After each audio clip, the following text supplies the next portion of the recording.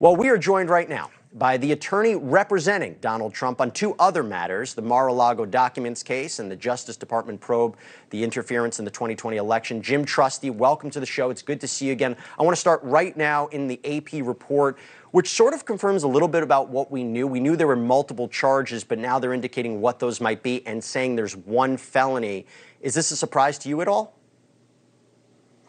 Well, no. I mean, the surprise, which is a sad surprise, is that we're having leaked indictments making their way out to the public. You know, again, with Donald Trump, there's just no rule of law. This is just a small example of it that begins with Alvin Bragg's persecution, his stated aim of indicting him. But on the breakdown of the indictment, look, we'll have to look at it carefully. But everything that's come out from all of these leaks and from what we've known about the government's theory is incredibly frail. As you said, this is weak stuff. And I'd add a layer to it, Jesse. It's not just that it's weak to show that felonious intent, that connection, or somehow connecting misdemeanors to a federal violation will allow them to thwart the statute of limitations, another issue.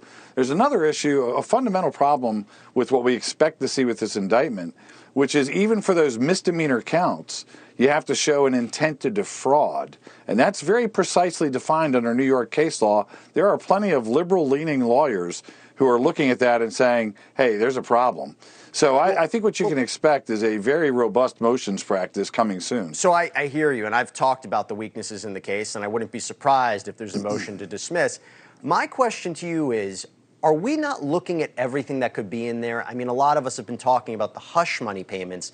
Do you think there's something else in there that we're not anticipating that might make up these over 30 charges?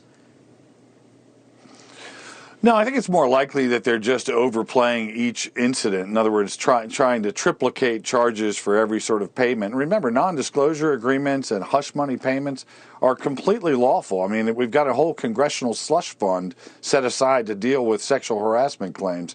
So this is pretty innocuous stuff, pretty tame stuff, not criminal.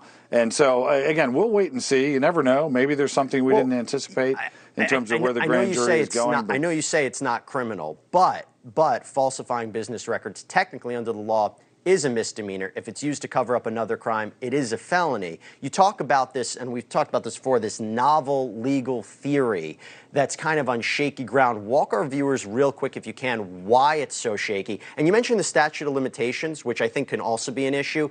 Just explain why we think this might be a problem. Sure. Well, the statute of limitations part is easy. Misdemeanors are done years ago, 2-year statute of limitations, if I recall correctly.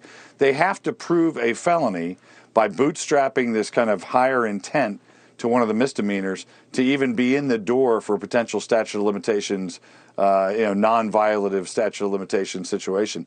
What I'm getting at is that even without the aggravated intent that would cause anything to be considered a felony, you have to have an intent to defraud, which means literally under New York case law, if I enter something falsely in a business record, I have to be doing it because I am about to obtain or trying to obtain money or something of property from somebody else. If you internally write things in a vanilla way or even a deceitful or misleading way in your own records, that by itself is not a misdemeanor. And that's what's being glossed over. And again, I think if they don't have something much more creative to play with, and it's already on the high end of legal gymnastics, you'll see a motion to dismiss that should be treated very expeditiously. Thank you for watching. Go to newsnationnow.com to find News Nation on your cable provider. And don't forget to click the red subscribe button below to get more of News Nation's fact-driven, unbiased coverage.